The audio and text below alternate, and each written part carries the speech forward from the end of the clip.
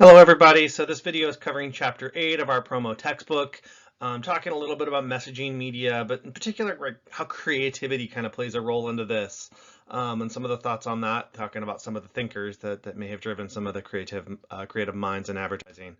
So the outcomes for the chapter, talking about some characteristics a little bit. What does creativity mean, especially in marketing and advertising? We're going to contrast those roles with creative development, with some of the maybe how does a creative team deal with it as opposed to some of the managers and like those account execs or the leadership team on the client side. Tensions definitely do come from this. So we'll kind of just address those quickly, and just what really leads to creativity, especially in this advertising marketing field. So why? Like, what does creativity actually have to do with this? What actually is creativity? We see it around us all the time. We talk about people just being creative or geniuses or whatever adjective we want to use to describe that. But a lot of times there are people that think out of the box. I think the book calls that like childlike, thinking like a child. I'm not a big fan of that because it kind of implies some simplicity. But when you start doing the psychology and looking into the psychology, what they're really talking about when they're talking about this is that thinking of things differently, thinking of things maybe not in the same way that other people do. We get trained in our lives as an adult that this is kind of how the world works. And the people that we tend to be say creative are the people that can look at it from a different point of view and come up with maybe other solutions, or present material in a different way that we just haven't seen before, or we haven't experienced before, or we haven't interacted with before. So that's really what creativity means to me. That's what drives a lot of our marketing, and drives a lot of our products too, for that matter. The creativity really adds the new things that make us better and keep improving us from where we are today. Book does call out some individuals here. We have everyone from T.S. Eliot kind of on the literature side. We all heard of Picasso,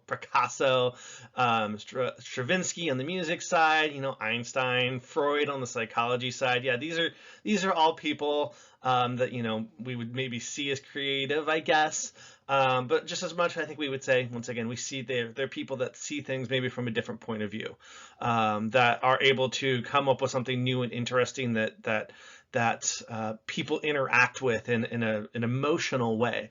And a lot of times when we talk about creativity, that's what we're talking about is emotion. Like, you look at artwork sometimes, right? And it causes some sort of emotion, at least for some people. Music, might not be the classical music of Stravinsky, but talk about whoever you're talking about in music today, whoever just won a Grammy.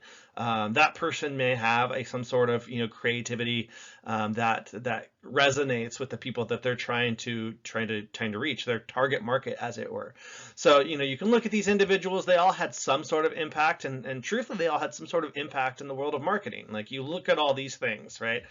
Things like art, things like music, things like Freud and the psychology of things. These are all aspects of marketing, of advertising, that help drive to where we are today, to the kind of the understanding we have in our current consumer culture, consumer empowerment era. So what does that really mean on the agency side? Well, what does that mean for an ad agency, a marketing agency looking to leverage some of these things?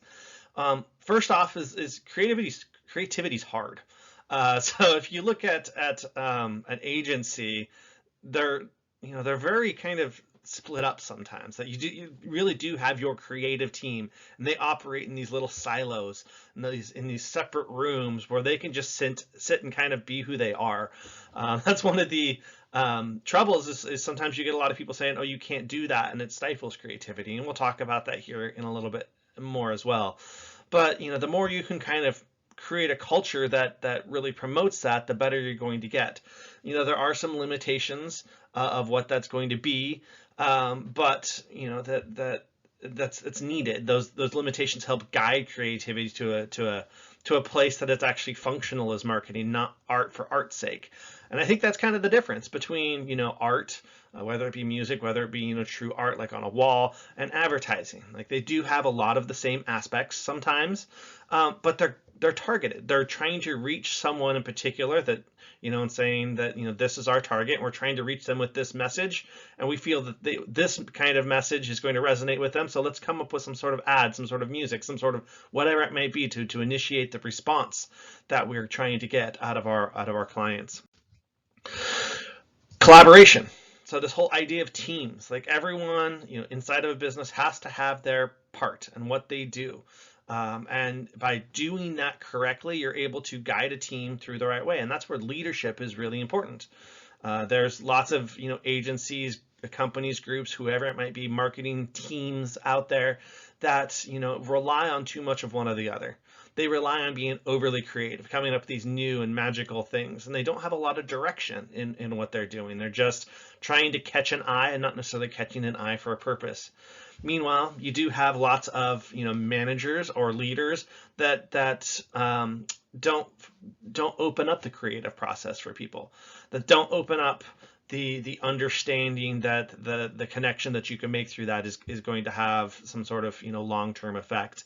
This does lead to the book talks about creative abrasion, interpersonal abrasion, that there can be strife and conflict that comes between those two things, and as much as I just mentioned they were siloed, I think the best companies try and build a bridge between those two people or two groups or two whatever it is, because the more you can get information flowing back and forth, that collaboration, coordination of ideas, the better you're going to be, the better that marketing is going to be, because through communication, through talking about issues is how we refine our thoughts and how we refine our drive and how we refine ads.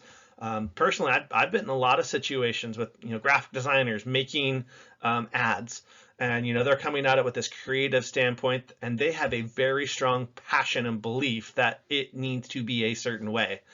Well, they're not looking at it from the marketing side. They're looking at it from an artistic side. They're not saying, okay, why are we doing this? They're saying, or they are saying that, but they're saying, I'm doing this because it's pretty, or because it looks good, or because it's artistic, and not necessarily I'm doing this because it's going to have some sort of resonation with the client that we're trying to get this ad or a marketing effort to impact. So you end up with something like this, or at least in the good companies, you end up with something like this. It's they call it a creative brief, but really what it is it's a work plan. So before you would start any sort of advertising, you would come in and your account executives or client-facing people would come up with this. They're talking to the client, the person needing the marketing, the advertising, whatever it is, or maybe it's you and you're doing it all by yourself, and you just sit down and you say, okay, why are we doing? What are the products and services we're selling? Who's the competition? Who are we talking to? Who's our target? What problems are out there? What beliefs are out there? How do we want to approach this? And that's all a creative brief is. This is what you see in front of you is a very formal document. I think in the real world, you don't see something like this too often, unless you get, kind of really big business, in which case there is a lot of formality sometimes with it. But, most marketing is done on the smaller scale, but you want to sit down and try and answer these questions. So if you remember, this is a lot of this just deals with our, trying to come up with our kind of our target market profile, our persona. Who are we trying to reach? How are we going to reach them? Doing that exercise before you actually go through with a creative process helps build those bridges. So I can take this document and I can take it to my creative lead or my creative team and say, okay, here are all the limitations. Like, here's what I need you to work on. And so they're not creating something on their own, bringing it back, and then you're saying, oh, that's garbage. You need to go back and start from square one. If you give them direction to begin with, you end up with a lot better product down the road and towards the end. There are, definitely kind of keys that help do this, like the idea of being challenged. Definitely that's why a lot of these artistic people are artistic. They not even artistic people, on the business side, that having some sort of challenge, something unique, brings out that creativity. I've been in situations where I've worked with graphic designers that literally just produce the same thing day in and day out. I was working with a graphic designer on a logo, and he'd been working with the same kind of set of logos for 7, 8, 9 years. And then I came to him one day and I was like, okay, I need you to, like, I want to see a new logo for a new product, and I want to see what left field looks like. I don't want it to look like these other logos. I want it to be just unique and completely different. And he looked at me with this like blank stare, and he literally couldn't do it, because he hadn't been challenged for so long to come up with something new that he just couldn't. Like his brain wasn't able to comprehend that. Part of that's maybe the next one, having the freedom to do it, that, the freedom to take a risk and fail. Sometimes you have to spend money to see spend money on the things you're never going to use. But you do it because you never know. Like you have that freedom to explore what you're going to do. You have the resources, whether it be the programs, whether it be the research, whatever it is to accomplish what you're going to do. The group that you're working with, that they have the skill sets to give you that information, those resources, those freedom, the challenges, to help you along. And kind of the last two, and this I think is actually more than the first four. This maybe is kind of the crux of the situation, is supervisory support and organizational support, right? That my boss is going to give me encouragement, saying, yes, you're doing good things, yes, that's good work. We've all been in situations where the boss doesn't give us those feedbacks. But I can also tell you, I've been in situations where, my boss may give me that feedback, but then I turn around and the organization, my boss's boss or whoever it is, looks at it and says, no, you're way off. So having those combination of all those keys right there is important to help you along. A couple other ways you can strive towards more creativity. Maybe you've been in these kind of situations, but things like brainstorming. This is something that if you're ever in corporate America, this is kind of a staple. But this idea that everyone gets in a room, they lay out some rules here of what good brainstorming is. But you're getting a room and everyone just starts throwing out ideas. No matter what the idea is, and maybe you write it up on a board and you come back and evaluate later. But that's the basic topic that we're talking about. That it's an exercise just for generating ideas, just for generating solutions for a problem or an ad or whatever it may be. Build off each other. Yes, that we're not looking just to throw things at a board either. It's, someone says something, you're like, oh yes, that's a good idea. What if we did it this way? And you kind of tweak it and you build it. But it, kind of just talking about the rest of these steps, I'm not going to go over them all here, but just in general, like, yeah, you want people to feel open and, to share ideas, that they're not going to be scolded or put down for it, that they need to feel a functional part of the team, that, that they're not just there to be there. And also people have to feel like this is actually something that could happen. Like I've been in brainstorming sessions where I literally sat down and we're going through this exercise and everyone in the room just knows, like, no matter what we say or no matter how good of an idea it is, it's definitely like, nothing's going to happen to this. This is just wasted time. We're here doing wasted time. Another thing they kind of mentioned in the book too, and it's up there, is this idea of an alien visitor. It's not that a spaceship's coming down and taking us away. It's that, someone that's outside the team maybe comes into this brainstorming session, or, you hear things like, oh, we need a new set of eyes. This is really what we're talking about.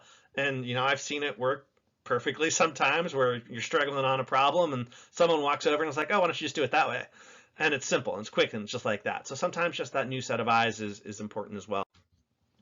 So, this commitment that if we're going to go through this, it needs to be something that we're going to be willing to do in the long run. That, we can't we can't just say, okay, yeah, we want to be creative, but like that brainstorming situation I was talking about before, nothing's going to come out of it. So, if you're going to be creative, if you want to do these things, the book does lay out some kind of advice. Redefine the problem, might help you look at it from a different point of view, analyze, critique your ideas, the opposition, that like idea that we can build off of ourselves, that my idea doesn't have to be right 100% of the time, the first time. You have to have knowledge, you need to learn about things. Sometimes the research goes into that, but you don't want too much either. Like, this is that childlike aspect of it, right? Sometimes the experts aren't the people that can, they've been dealing with something for 10, 20, 30, whatever, how long years. They can't see it from the new, simpler kind of way. So I'm not going to go off all of these here, but standards, growing, experiencing, believing yourself, have that confidence. Ambiguity is kind of important. That you don't have to have the answer right away. It's okay to kind of build over time. So there's a lot, lots of creative ideas here, and what could help you maybe kind of going forward.